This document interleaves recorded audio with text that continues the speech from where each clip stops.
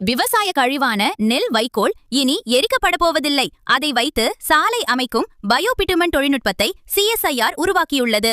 வயல்களில் வைக்கோல் எரிக்கப்படுவதால் ஏற்படும் சுற்றுச்சூழல் மாசுபாட்டிற்கு இது ஒரு முற்றுப்புள்ளி வைக்கிறது.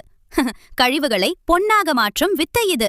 CSIR-CRRI மற்றும் இந்திய பெட்ரோலிய நிறுவனம் இணைந்து இந்த அற்புதமான உள்நாட்டு தொழில்நுட்பத்தை உருவாக்கியுள்ளன. பைரோலிசிஸ் என்ற முறை மூலம் வைக்கோல் உயிரி எண்ணெயாக மாற்றப்பட்டு பின்னர் அது சாலை அமைக்கும் தார் பிட்யூமென் ஆக மேம்படுத்தப்படுகிறது. சாதாரண தாருக்கு பதிலாக 30% வரை இந்த பயோபிட்டுமனை பயன்படுத்தலாம்.